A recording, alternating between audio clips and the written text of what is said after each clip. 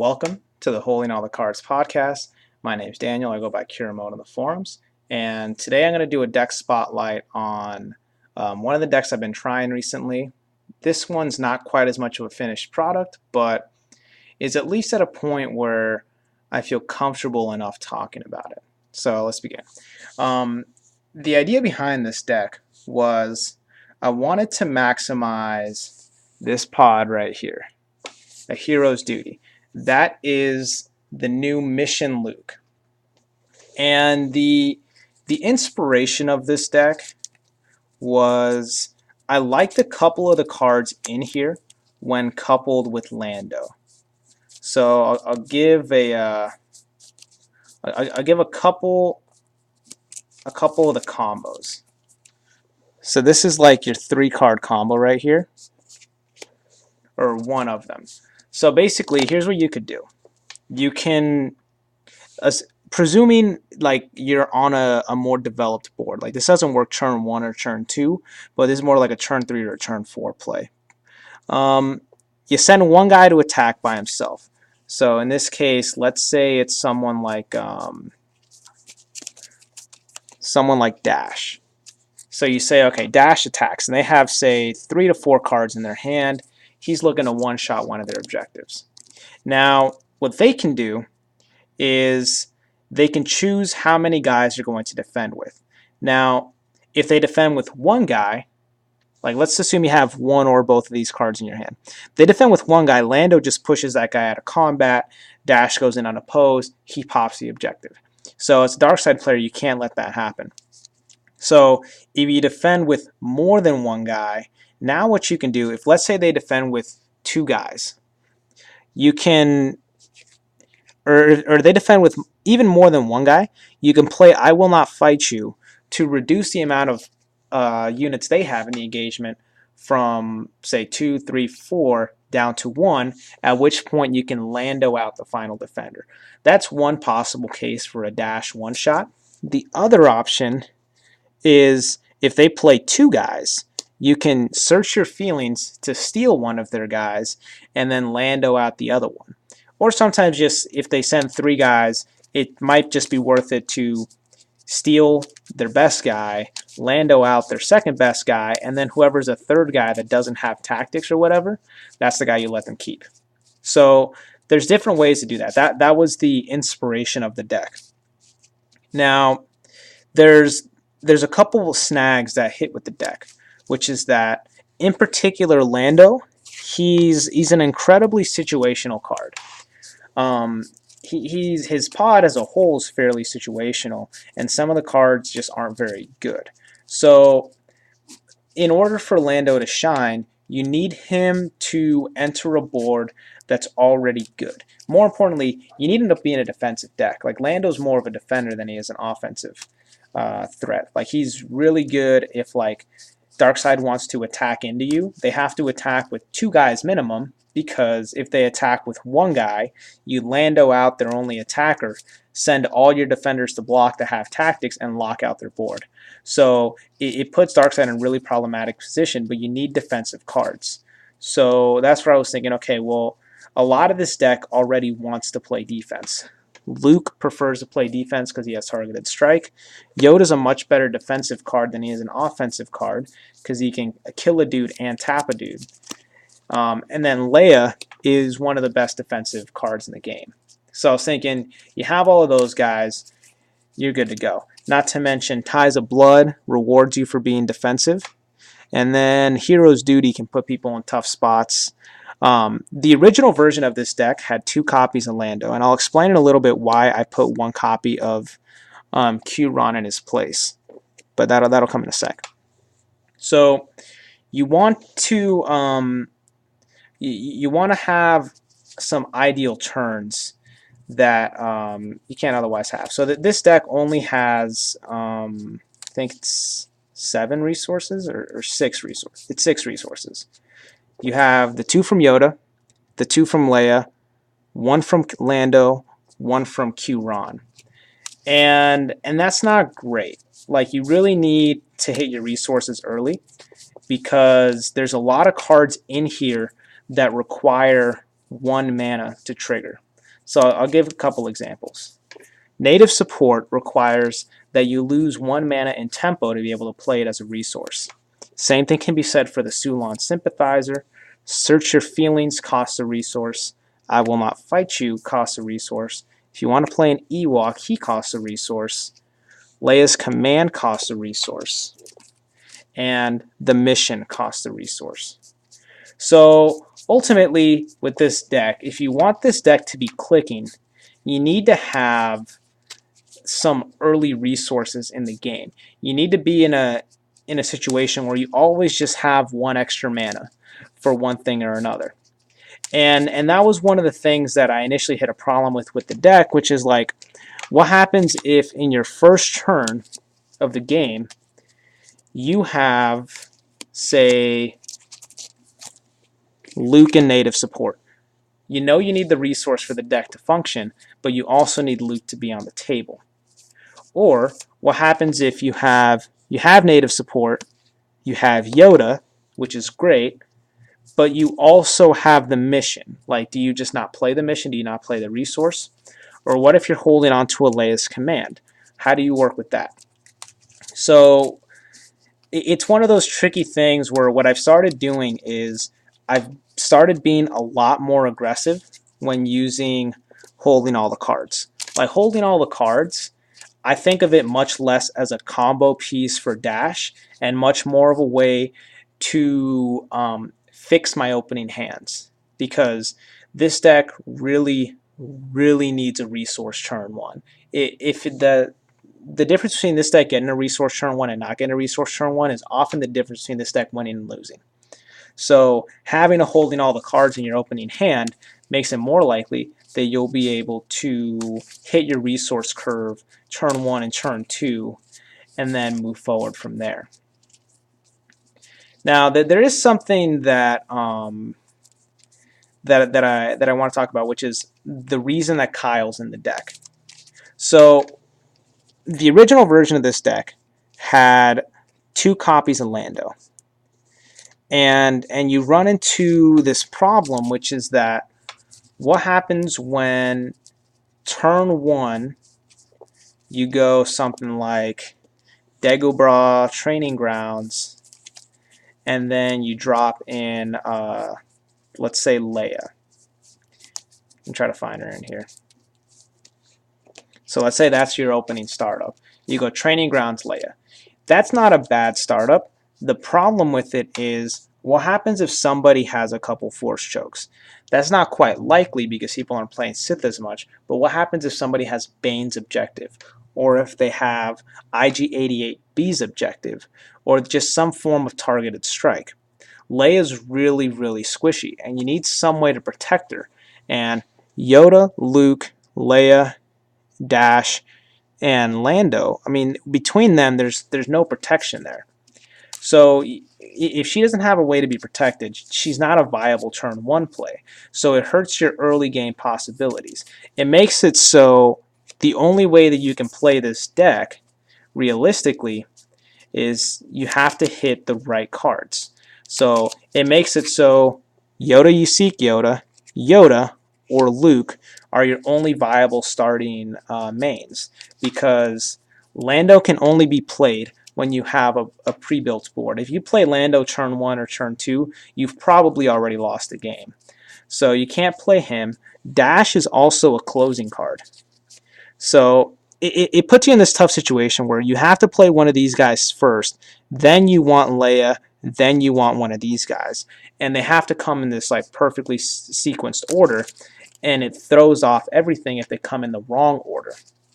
So with Q Rahn in the deck, it changes things up a little bit. When you have survivors in your opening objective flop, now your opening possibilities goes from Yoda, you see Yoda, Luke, and Leia, which statistically is a pretty big difference. I mean, I'm not going to do the math right now because I don't want to pull out the calculator, but having 8 playable cards over 6 playable cards for opening turns is really important. Furthermore, Q Rahn is a good turn 2 play. So Q Rahn's another one of those guys that if you play him turn 1, you've probably already lost. But it's good that you can go, any one of these guys can go turn 1. Turn 2, you can go a separate one of these guys plus Q Rahn. Then turn 3, you can be looking at these guys over here. So you have different options. And I've been looking at different ways to tinker with the deck. So my first instinct when I saw it and I noticed that the protection was a problem and it was hurting my opening hands, I thought, okay, Q Rahn needs to enter the deck. But if he's in the deck, who goes?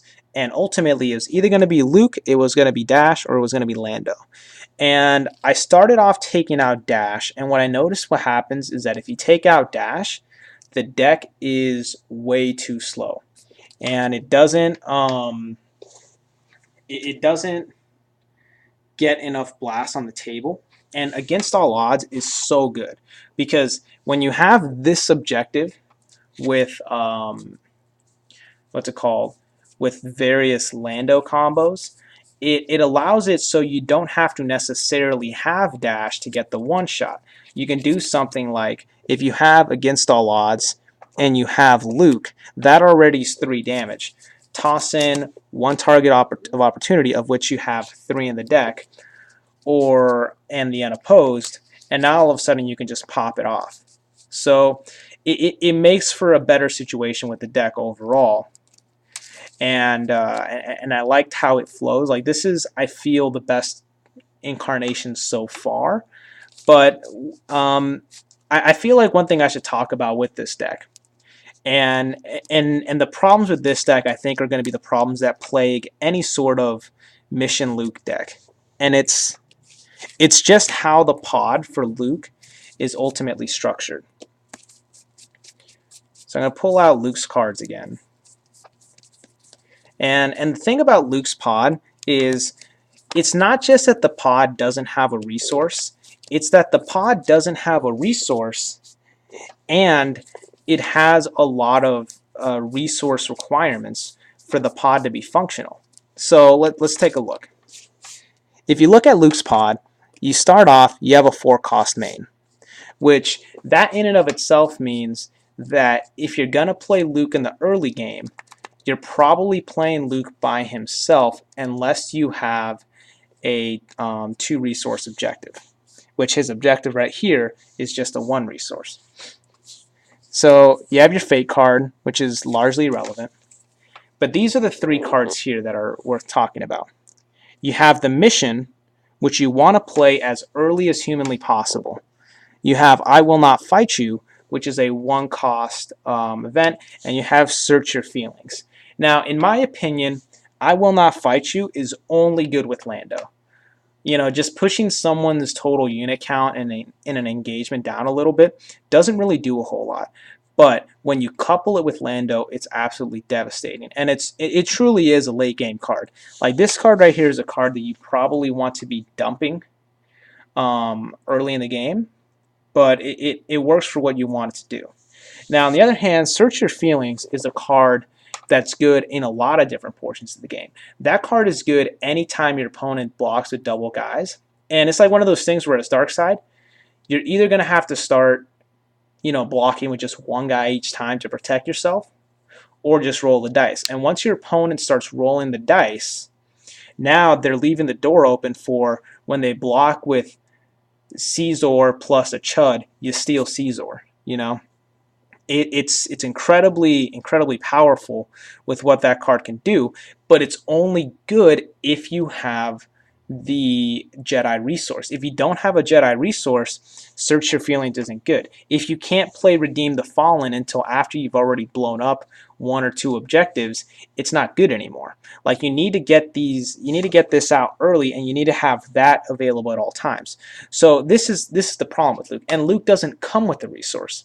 So one of the easiest ways to fix Luke is if you say, okay, well, if I can drop my resource turn 1 and all of my mains cost either 3 or 4 mana, now I can always have that 1 revolving Jedi resource open to use for whatever I need. But Luke himself doesn't have that in his pod. So you need to have other pods that fix it. So I was thinking about different ways to fix Luke. And so one is you just shove nothing but resources in there. And that's doable. You can play a whole bunch of pods that have a lot of resources, like each one has a resource, to ensure that you can always hit that turn 1 resource and always have them rolling. The other thing you can do is play 3 cost main, which luckily, because Luke wants to play defensively, Leia and Yoda are both 3 cost guys. So you can play one of them and play the mission, or play one of them and have the threat of search your feelings always available, or play one of them and then have your Leia's command.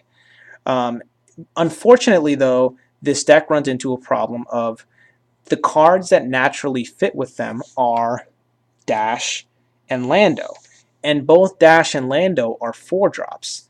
So if I could like create a pod that would fit in this deck, it would be a pod that has a resource and has a 3-cost main that is actually worth playing on turn 1.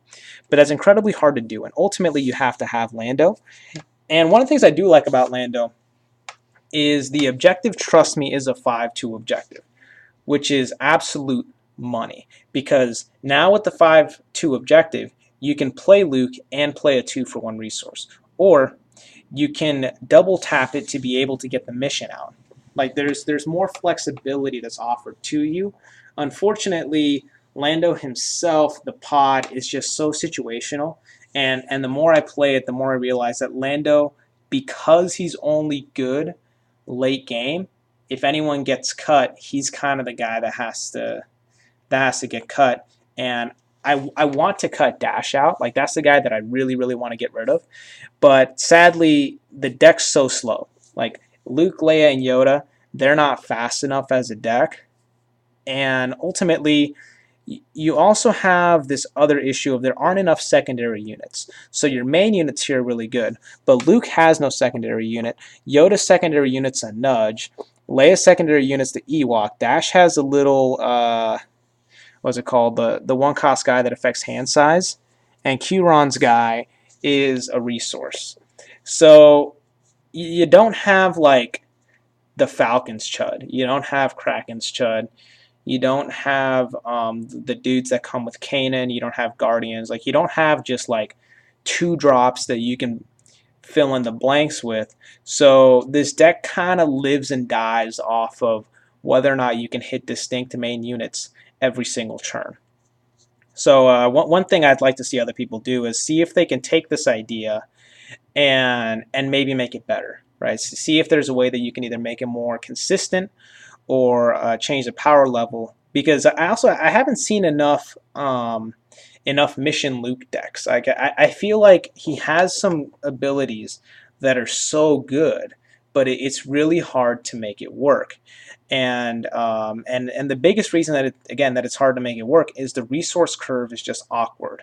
And in order to make him work, you need to put other cards in the deck that smooth it out. That you either need more 2-resource objectives or you need more resources. And I think the answer is more resources, because these objectives right here are so good that you don't really want to play like a generic 5-2 objective. You're okay playing Lando's objective because Lando's objective is really good. But like you're not going to play like Core Luke's objective when you could play these, or you're not going to play like Brainiac's objective. So it kind of defeats the purpose. What you really want is you just want more resources. Like more 1-for-1, 2-for-1, like spam them out type of resources that might not be available. And that's kind of why I want to get rid of Dash. And to a lesser degree, I kind of want to get rid of Q Rahn too, but they're necessary, right? You need the protection to make Leia playable, and you need the offense to make the deck playable overall. So yeah, if you want to make suggestions for the deck, or if you have a similar deck that you want to shoot at me so I could try, I'm definitely open for options. But yeah, this has been the latest Holding All the Cards episode, another deck spotlight. Don't have a name for this deck. It's just a Mission Luke deck. Bye-bye.